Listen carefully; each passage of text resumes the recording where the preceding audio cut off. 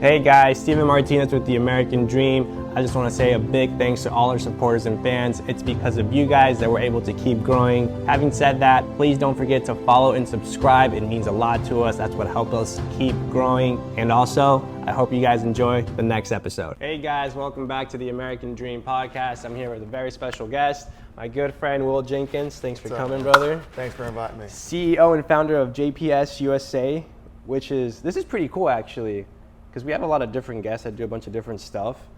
And I guess your niche and your industry is security, but you do private security for some of the most elite, A-list celebs, all that good stuff, which I think is pretty cool. Congrats, by the way, on your success.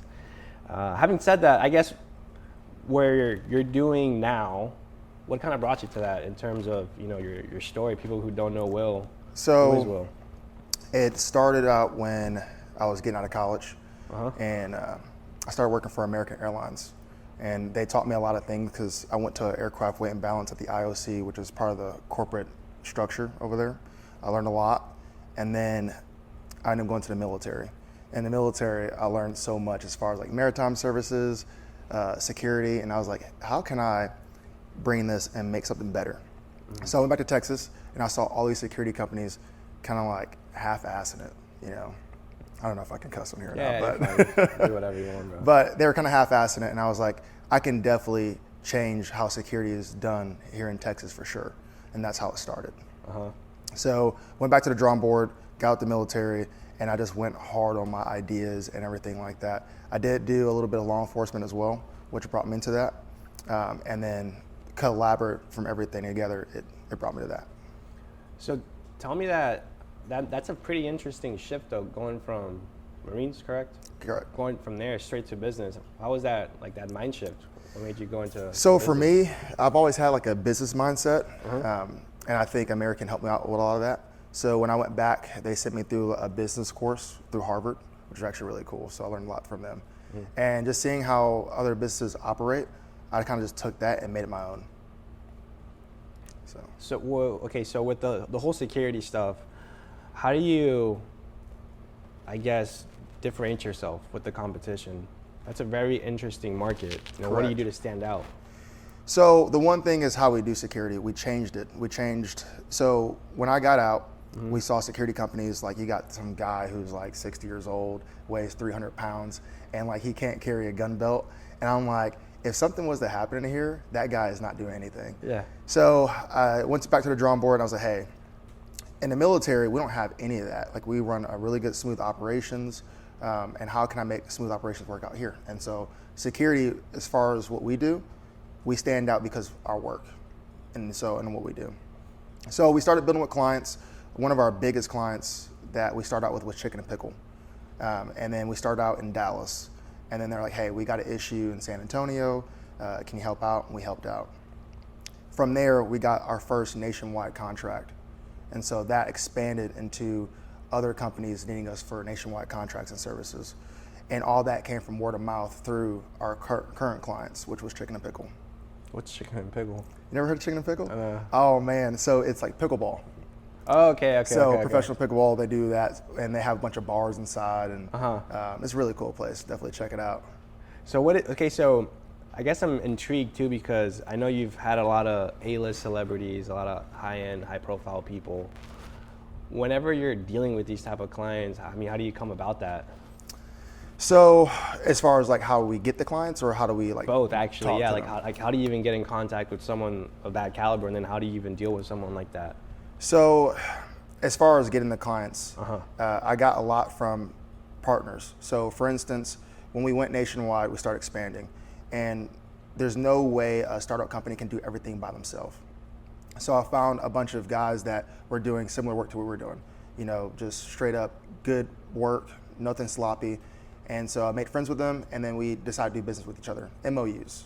And so we signed 2 MOUs with 2 other companies, and they had a bunch of celebrity clients. And so we started integrating with them, and then we ended up expanding with each other. And then that's kind of how we started with that.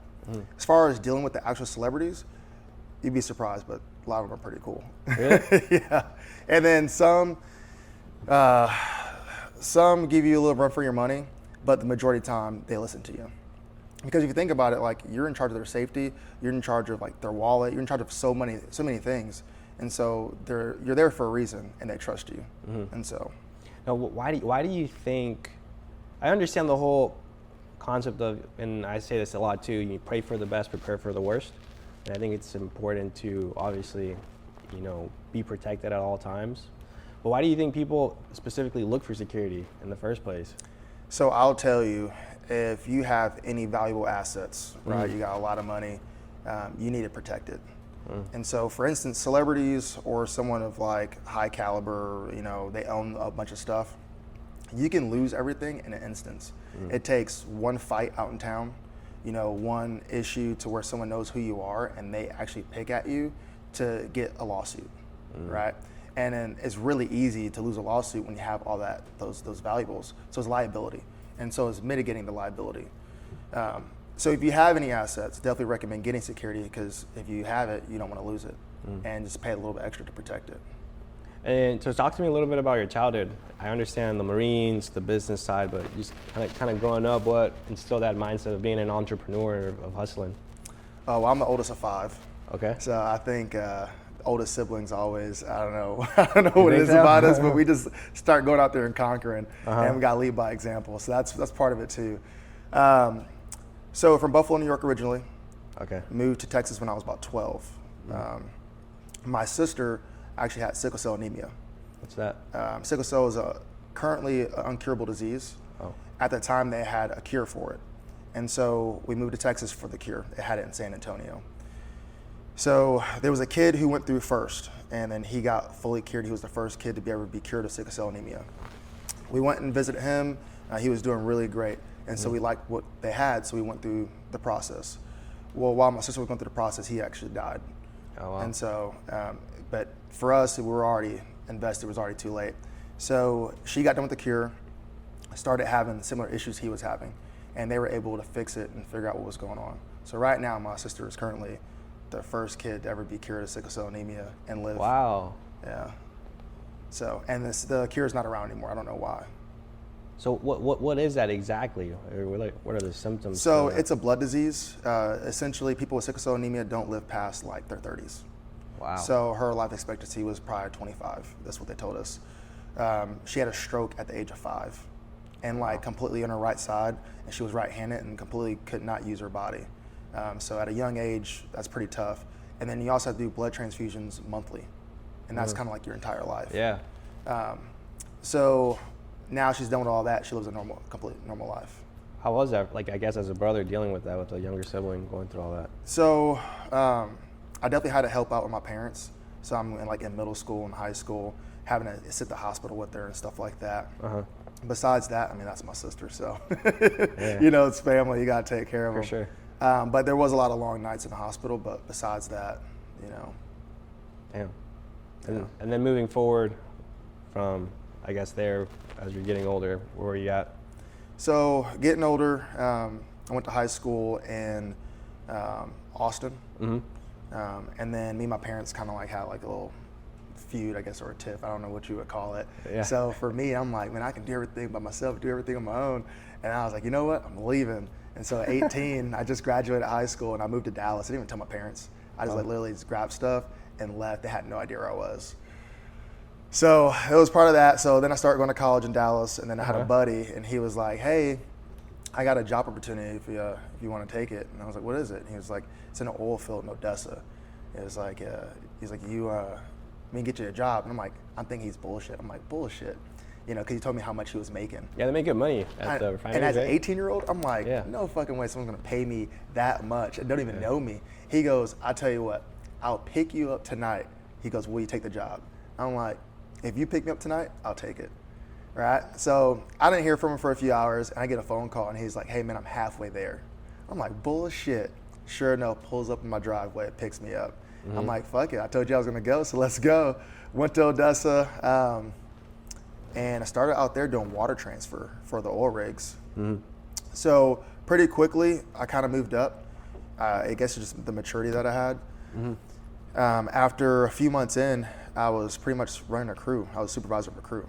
And these crews are like 45-year-olds, 30-year-olds, stuff like that. So everything was really good, and my buddy ended up leaving though. He was like, hey man, I'm going back to Austin, you know, I want to do other things. I was like, okay, cool. So I stayed a little bit. And I was having a decent time, but I was like, hey man, I need to go back to college as well and figure my stuff out. So then I'm out there, and it was a 45-year-old guy. He just got out of prison. He was working for us, and we had a good relationship for a little bit. And whatever reason, he was like, how old are you? And I was like, oh, I'm like, I'm 19 at the time. I'm like, I'm 19 years old. He goes, what? So he had a huge issue with that, and it started a bunch of stuff, yeah. Wait, at the oil? At the oil rig, yeah. He told the foreman and the owner, he goes, I'm not working for a 19-year-old. And they're like, you've been working from this entire time. Like, what's the issue? And just because of the age. So that was actually pretty funny. But he ended up getting arrested literally like a week later. Oh, wow. Yeah, so he was off the rig. But so that's what started my management career, I guess, or managing stuff. And then I decided, like, hey, man, I'm going to go back to Dallas, go back to college. And so I went back to Dallas, and I'm in school learning, and I found a buddy. He's like, hey, man, I work at American Airlines. I work at corporate headquarters. He's like, I can get you a job. I'm like, shit, say less. Like American Airlines? Yeah, I'm like, say less. So he was like, hey, man, just like apply for this job or find it online. Yeah. Just let me know when you apply, and then like I got you. I'm like, okay, cool. So for me, I'm a really good interviewer, like as far as like for jobs. So I was like, man, I'm actually gonna go do the interview and get the job and then hit them up, right? So I signed up for a job at American Eagle. I did not know that was not American Airlines at the time. So, okay. Yes. So I did the interview, I got the job. So I call him, like, hey man, guess what? I'm like, what? I got the job. He goes, you did? He goes, oh man. He's like, what's your name? What's your information? I give it to him. And then he goes, man, I'm not finding you in the system. I'm like, no, bro, like literally, they gave me the job. You applied for American Eagle on accident. Yes, and I thought it was American Airlines. And he was like, he's like, dude, I'm not seeing the system. He goes, read me what you have. And I was like, yeah, American Eagle. He goes, bro, that's a different airline. Now, granted, That's a retail store. American owns American Eagle. They did. Oh, okay. And so, but they separated the company from regional carrier to mainline carrier. Okay.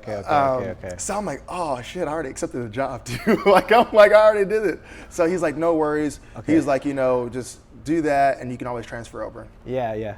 So I worked for American Eagle maybe a year or two. But we're talking about the airline. Correct, the airline. I got confused for a second. I thought you were talking about the clothing store. No, the airline. Okay. I was like, how do you apply to a clothing store when there's a... So American Eagle is a regional carrier. That's the small jets. Okay. And they have like American Eagle on them. And then American Airlines is the main carrier with all the big jets. Got it. Not much of a difference besides just the jets and where they travel to.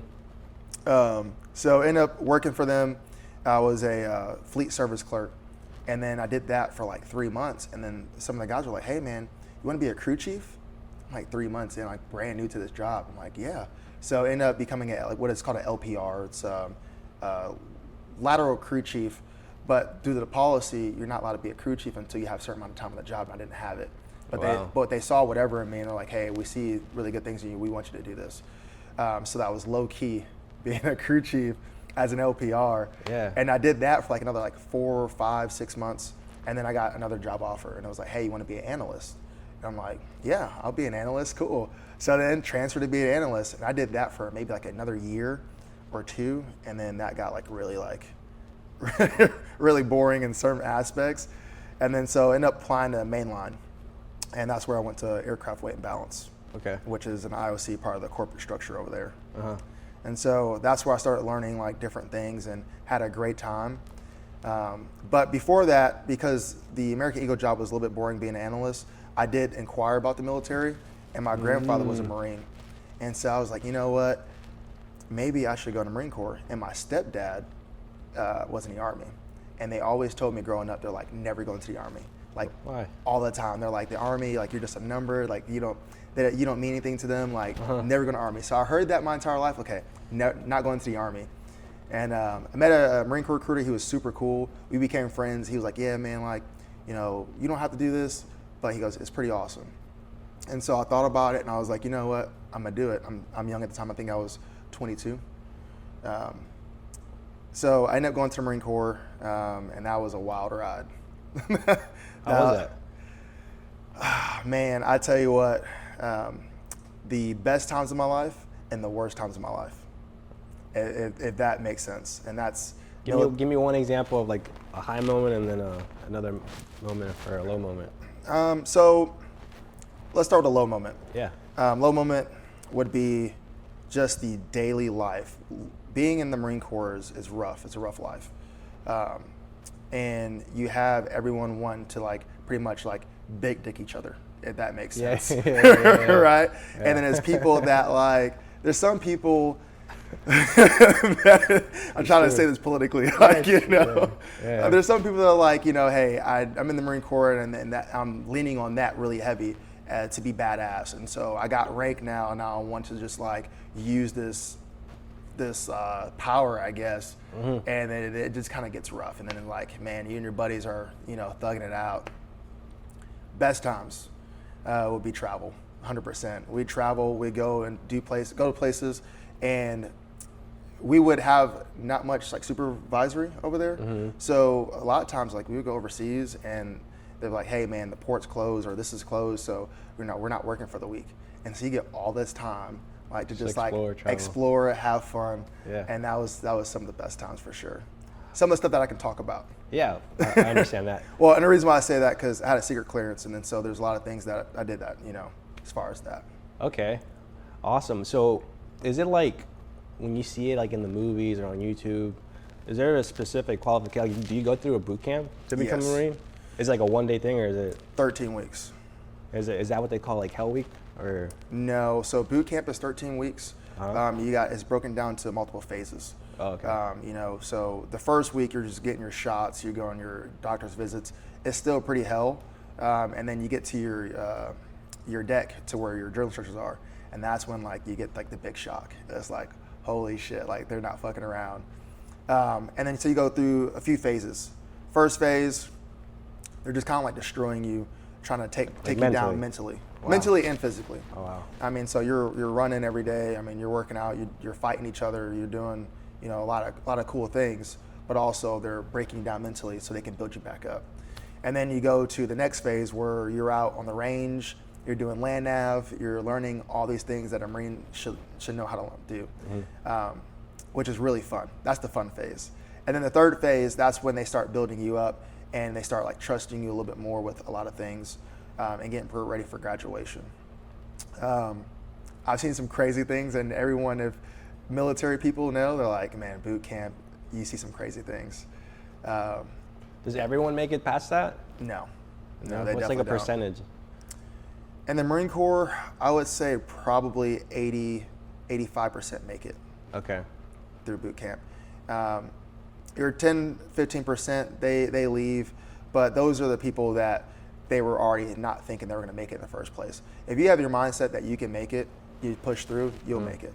And the same thing in business. I mean, you know, you start a business, I know it's scary, but anyone can start a business. And if you have that right mindset, like, hey, I'm not going to quit, I'm not going to give up. I know my worth, I know what I can do, and I'm gonna push through this. You'll make it. What gave you that mindset? Honestly, I think somewhere in childhood, Yeah, I always wanted to be successful, and that was one thing I thought about. I was like, man, like as a kid, people always ask me, what do you want to do when you grow up? And it's like, man, I just want to be successful, right? And then they're like, well, that's not a job, right? And so, you know, thinking as a kid, you really don't know what you want to do, but it was just something like, I just want to, you know, I want to be, you know, do all this stuff, whatever. And I guess as growing up with all my experiences with the military, all the jobs I've had, that leadership background, it built me up to really drive for success. Would you say, I understand like wanting to be successful as a kid, would you say that because as you were a kid, you had like a tough childhood, like in terms of like economy or finances, was it a little on the lower side? Yeah, it was. As a kid, you really don't understand it very much. As a really young kid, I really didn't understand that we were really poor until I was like middle school age. Oh wow.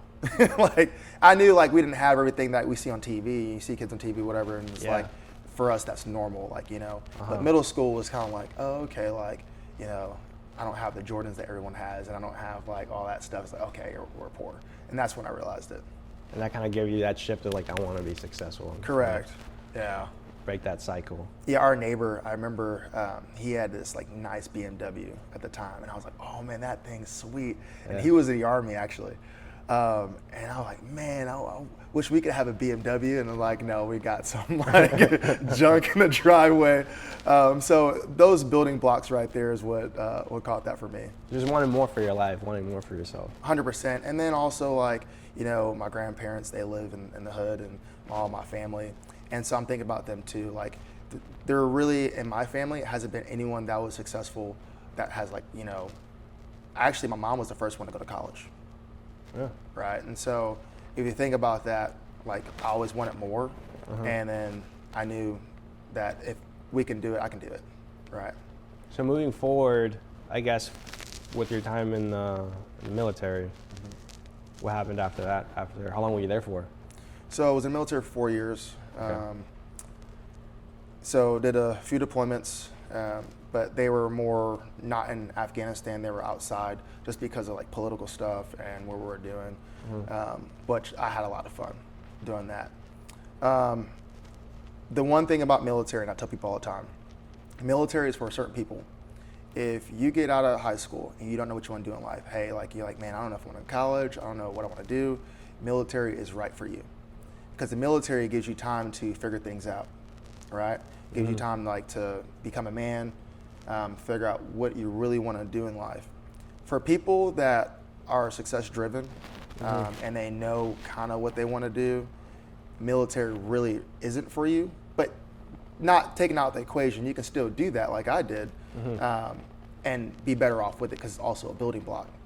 But people like me, when they go into military, it holds you back.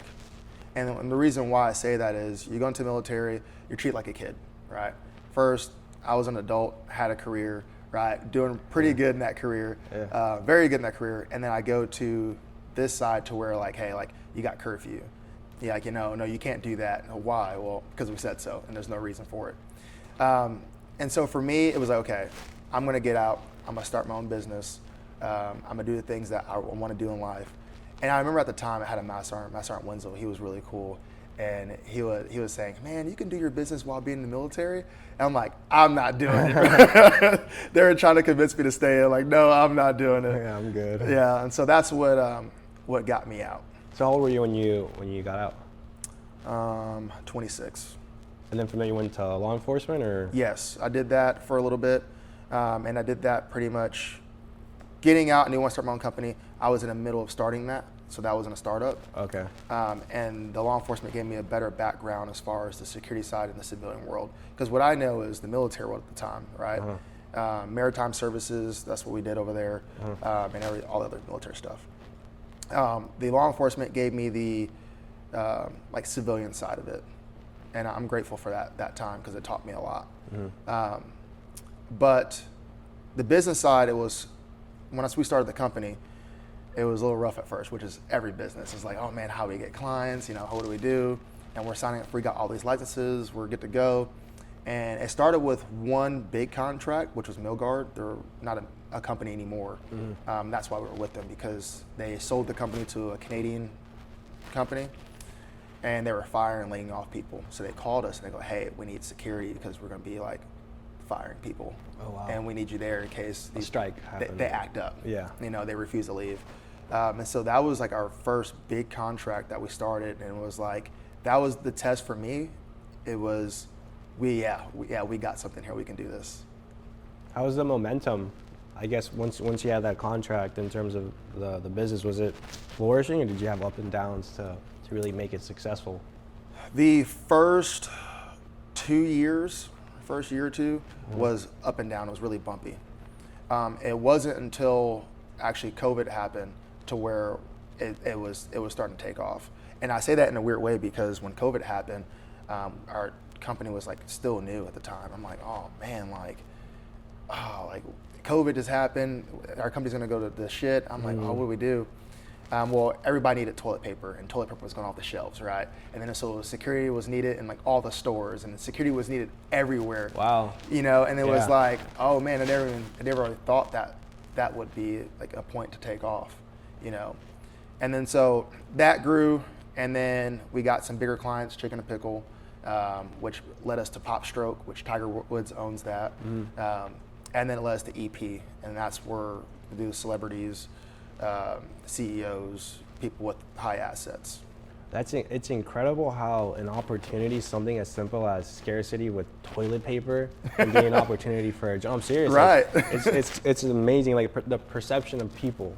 How like we see that as like a normal thing, but then from your perspective, that's money right there. I mean, it was crazy because I was thinking, I was like, oh man, what's going to happen? And then of course, like that's rightfully so. You're like, a major event just happened and businesses are going under. How am I going to survive as a small little company in this type of environment, and not knowing that it was actually going to be a takeoff point? That's incredible, man.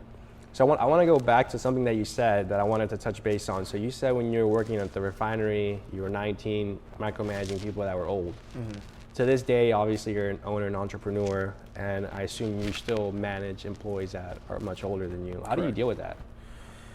Right now, I'm in my early 30s. So right now it's a little bit different. I got one guy, he's like in his 60s. He's a retired cop from New York, and he's been doing a really good job for us in managing, and we have a good relationship.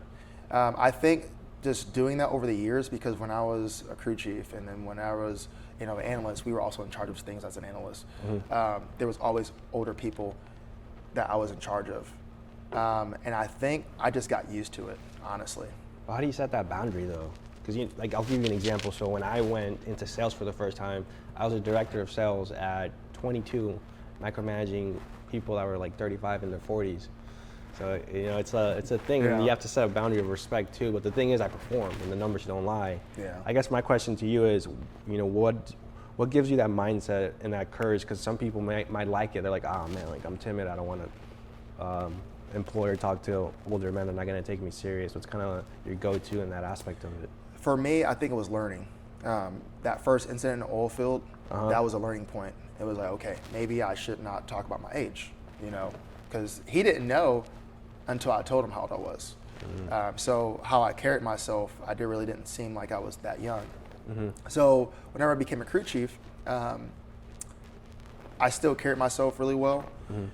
And there was actually one woman, she got really upset because she wanted to be a crew chief for a long time. Wow. Very long time. And I came in with a few months on, and they saw me become an LPR, which she was also an LPR, trying to make her way to that final step.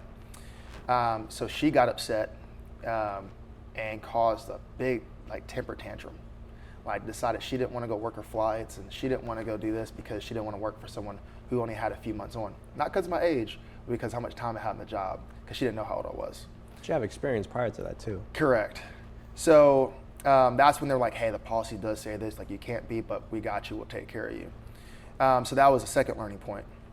When I became an analyst, that was a lot of different parts all at once. We're tracking a lot of numbers of the industry, how our airline is doing, and also we're in charge of several different departments as their supervisors.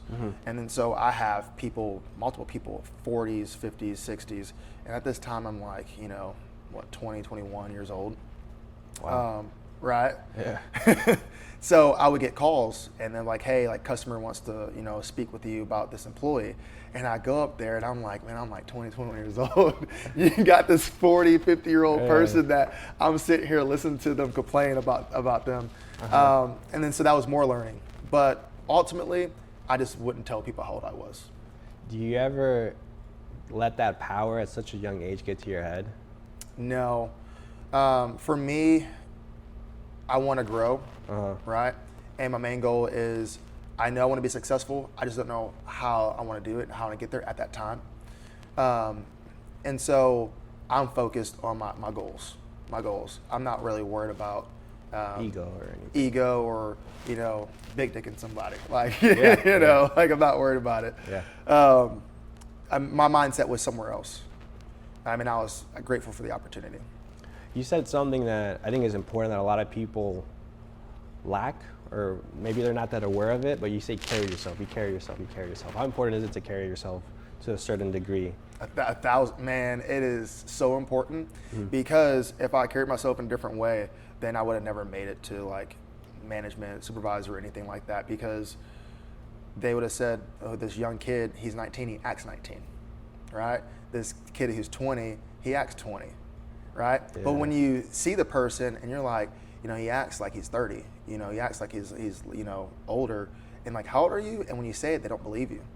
That's the big difference. And that's a good thing, right? They're like, you're not 20, 21 years old. Like, yeah, I am. So you would say carrying yourself is more of a mental thing, not necessarily, or like a physical thing, like dressing up a certain way, or? Both, yeah, definitely. But also because of what I was doing when I was an analyst, I mean, you had to dress up for work. So that was when people were wearing suits to work. You're dressing up because you're also management, essentially. And so that's whenever I started wearing just fancier clothes or just work-related clothes.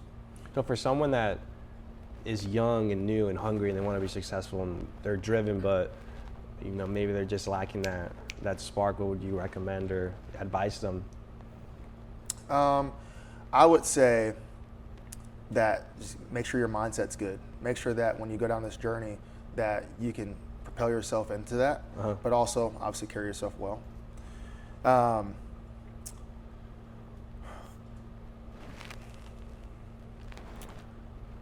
That's the biggest advice I could give to someone that wants to do that and has the drive. So moving forward with, I guess, the company, what's the 5-year plan or 10-year plan from now, like what you're doing? So right now, obviously scaling, growing. We cover all 50 states of the United States. And also we're right now planning on our maritime expansion, which would be global. Essentially that wouldn't go into other countries, it would just be international waters. Wow. So right now we have the capabilities of it already. And so that's been a big project of ours this past summer. Now, would you say, because of, I guess November clearly is coming up, and just in general with everything going on in the world, would you say that security is like people need security? 100%. Like if you have any assets that are valuable to you, and you should get security, because that can get taken away from you so easily. I have a celebrity friend that I was actually with last weekend. I'm not going to say his name, but we were out and I was like, hey man, we're talking about my company and us doing the security, and he's like, bouncing back and forth. And then I'm like, man, you need some security. And he goes, man, I can fight. I go, man, it's not about that. I said, you get into a fight out here, what's going to happen when they sue you? And I saw it click in his head. Like he looked at me, he was like, holy shit, like you're right. He just never thought about it, And you can think about what happened with Chris Brown in Fort Worth, stuff like that. Like Did he in the hotel? Did he in the hotel?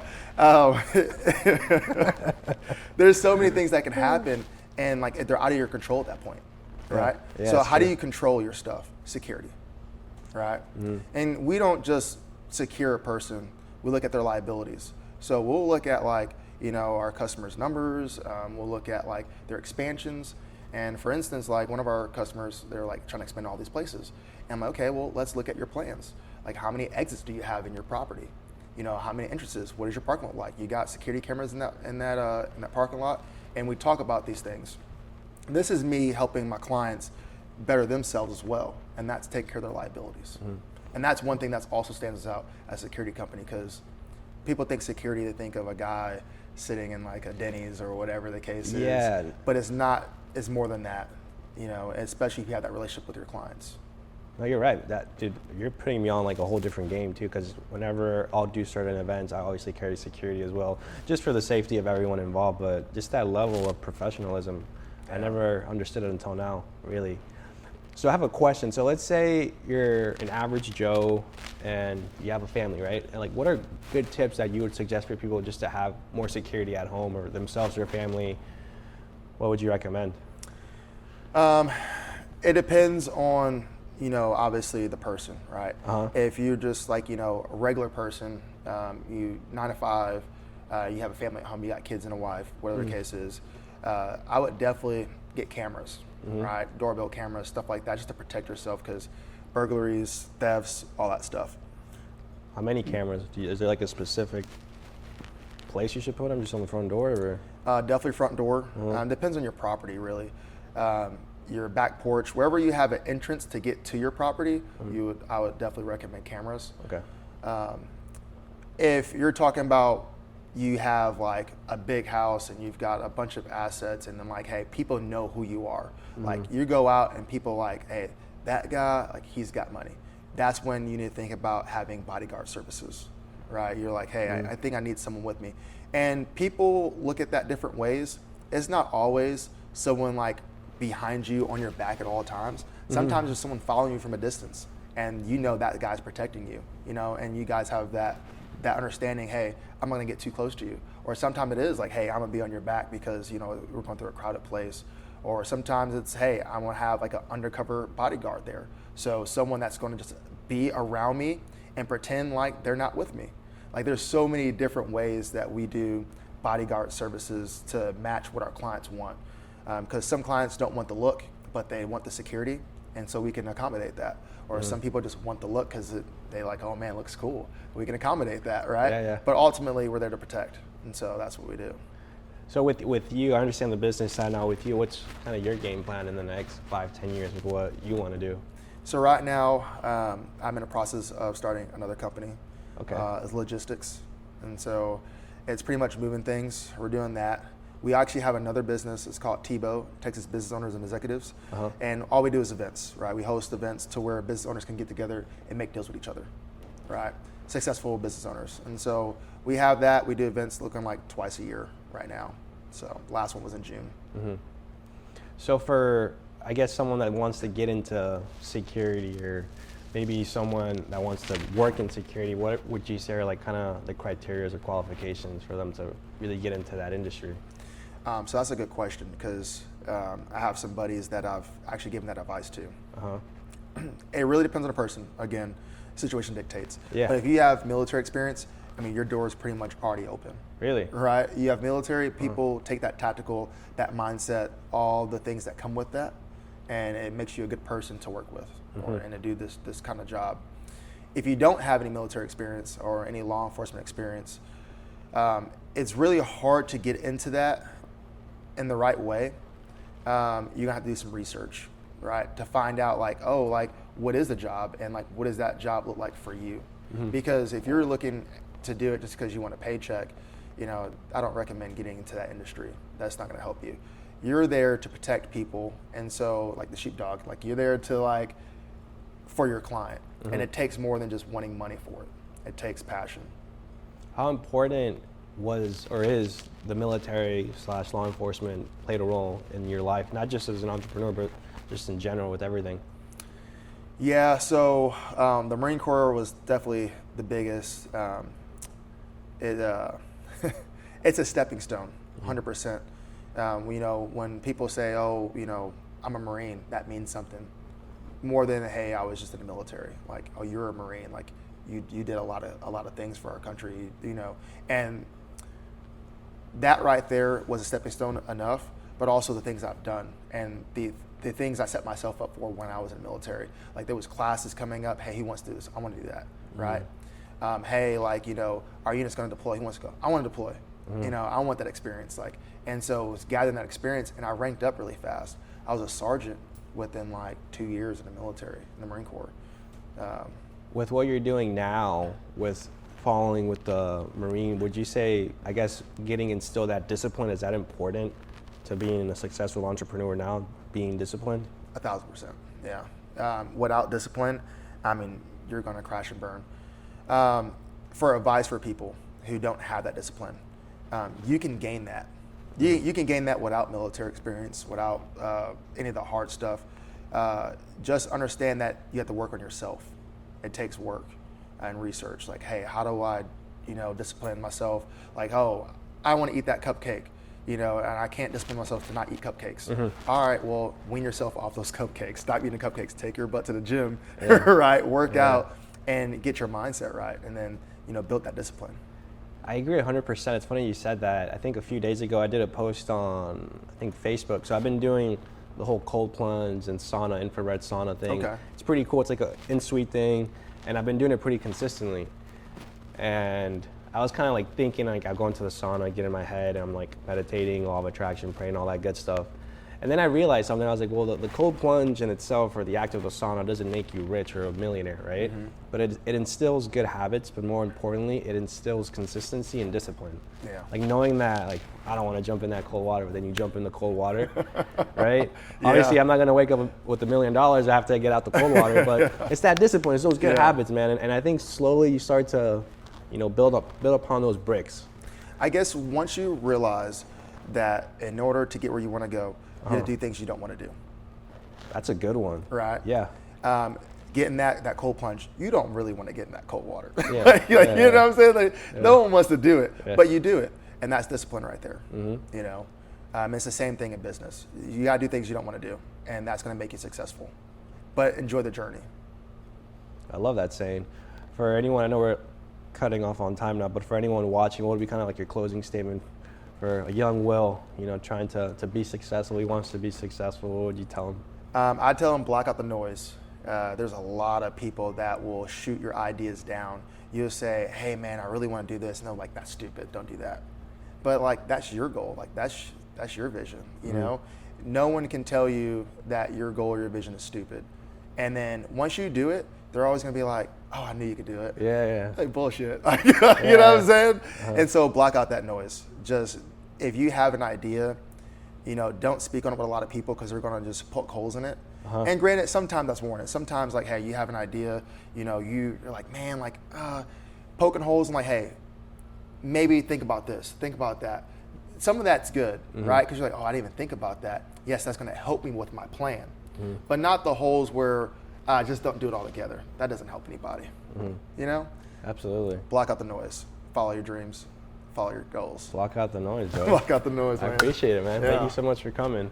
I appreciate you guys for tuning in. I'll see you guys in the next one.